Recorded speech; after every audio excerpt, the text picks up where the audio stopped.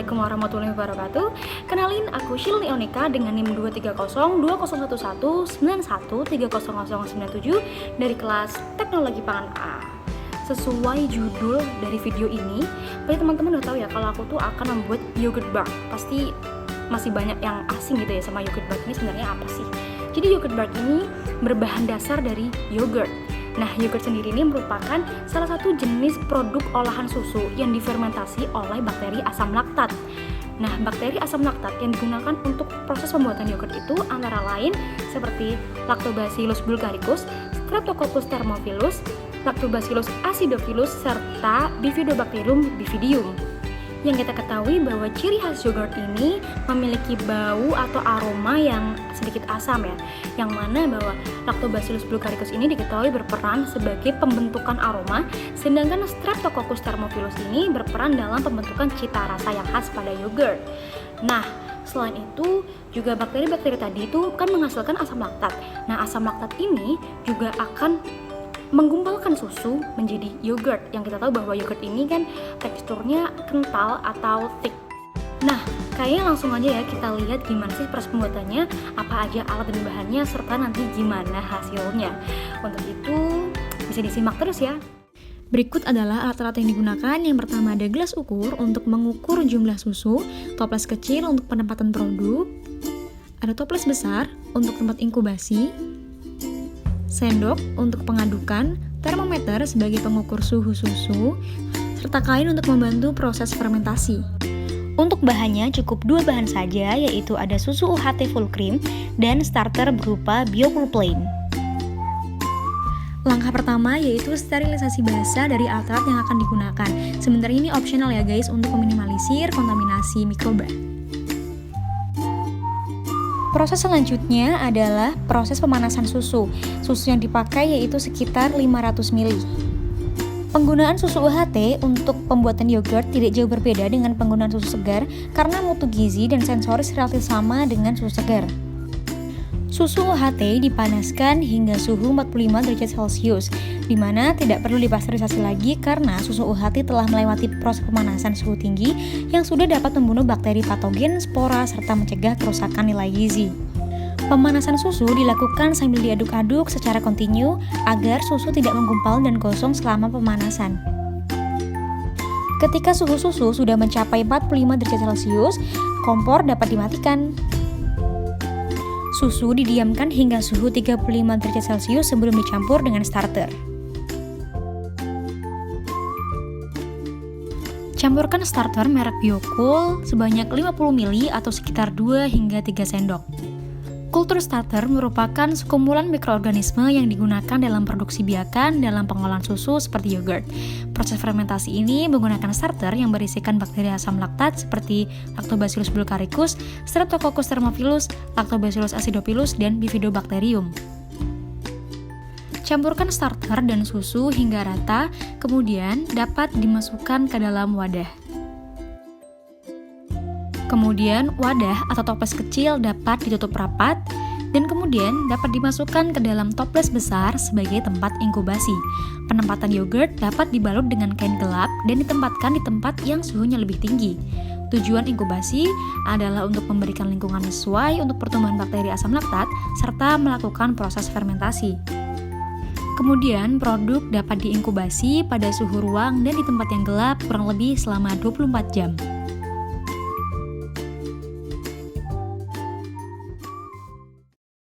Sebelum masuk ke pembuatan yogurt bar, kita lihat dulu yuk karakteristik yogurt yang telah difermentasi selama 24 jam.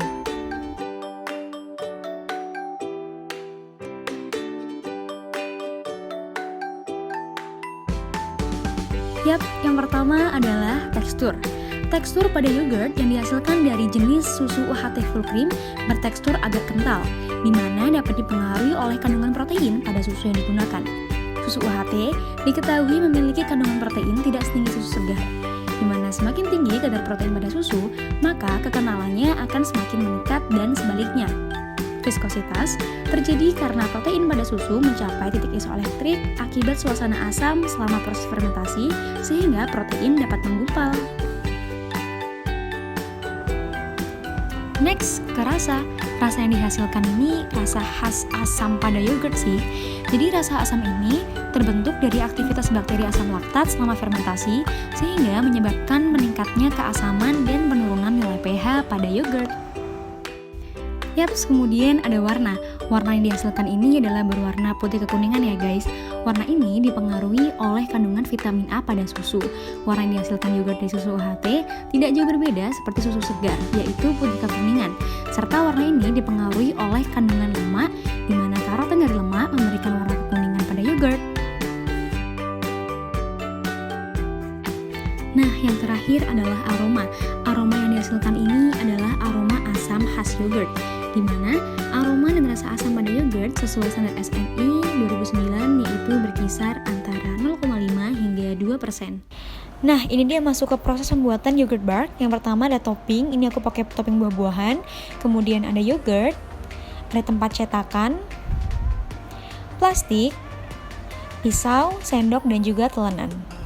Oke, langkah pertama adalah saset plastik bagian pinggirnya, kemudian dipaskan di bagian tempat cetakan, dan kemudian dapat diisikan yogurt sesuai selera dengan rata. Next adalah bagian favorit aku adalah penaburan topping di atas lapisan yogurtnya. Oh ya, dan pastikan tangan kalian harus bersih ya teman-teman. Ini aku pakai strawberry dan juga anggur karena kebetulan di rumah masih ada stok buah strawberry dan anggur. Ini bisa sesuai selera kalian ya teman-teman, mau pakai buah apa aja boleh. Selanjutnya yogurt tadi dapat dimasukkan ke dalam freezer untuk menghasilkan yogurt bar. Penyimpanan yogurt dalam suhu rendah dapat memperkecil peluang terjadinya kerusakan, sehingga dapat mempertahankan keasaman dan mutu produk. Tara, fruity yogurt bar siap dinikmati.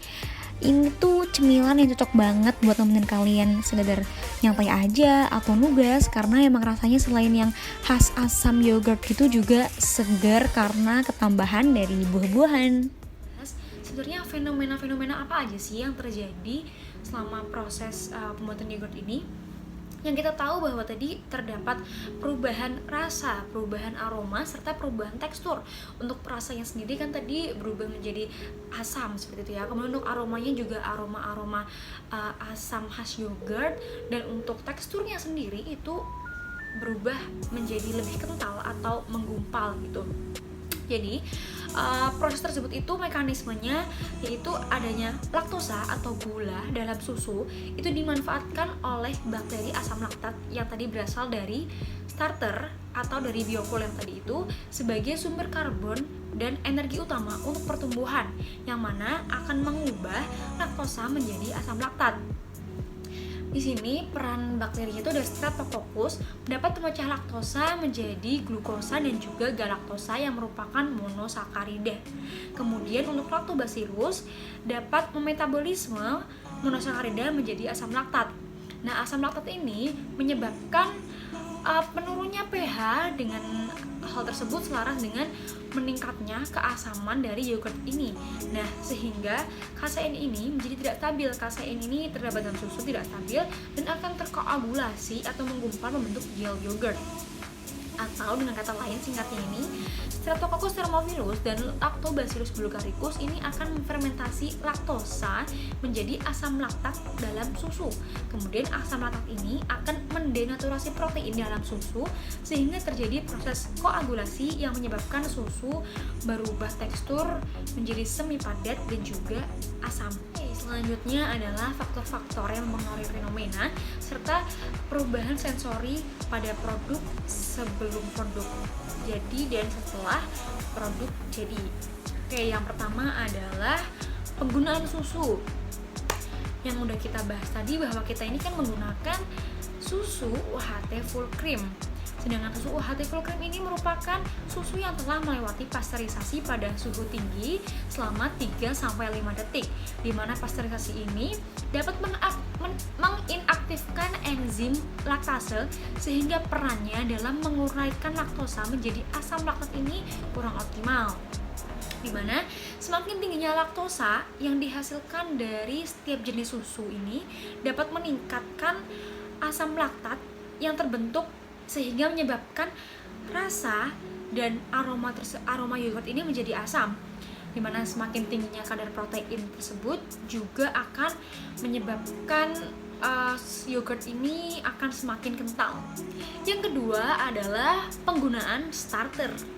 Nah, penggunaan starter ini juga dapat mempengaruhi hasil dari yogurt, dimana dalam starter yang kita gunakan itu adalah produk Biofuel yang terdapat bakteri Lactobacillus bulgaricus, Streptococcus thermophilus, serta Lactobacillus acidophilus serta Bifidobacterium. Dimana kombinasi starter yogurt yang digunakan ini akan menghasilkan asam laktat lebih cepat dibandingkan menggunakan kultur tunggal karena terjadinya peningkatan perombakan laktosa menjadi asam laktat. Dimana semakin tingginya konsentrasi starter, maka semakin tinggi pula aktivitas bakteri asam laktat merombak laktosa menjadi asam-asam organik selama fermentasi, sehingga meningkatkan keasaman dan juga menyebabkan turunnya nilai pH pada yogurt, di mana pH yang optimum atau pH yang baik buat yogurt ini sekitar 3,8 sampai 4,6. Yang ketiga adalah lama inkubasi. Semakin lama waktu inkubasi, maka aktivitas mikroba untuk menghasilkan asam laktat ini akan semakin tinggi pula, dimana jumlah mikrobanya itu juga akan semakin banyak sehingga akan mengakibatkan meningkatkan keasaman dan juga menurunnya nilai pH. Kemudian juga ada lama inkubasi ini akan mempengaruhi hasil yogurt seperti penggunaan starter Lactobacillus acidophilus itu membutuhkan waktu minimal 12 jam untuk menghasilkan asam laktat yang berpengaruh terhadap sensori yogurt. Nah, saran dari aku buat kalian yang suka yogurt manis, bisa ditambahkan gula di dalamnya, serta untuk tekstur yang lebih kental seperti Greek, bisa ditambahkan konsentrasi starter dan lama inkubasinya. Semoga dapat bermanfaat. See you!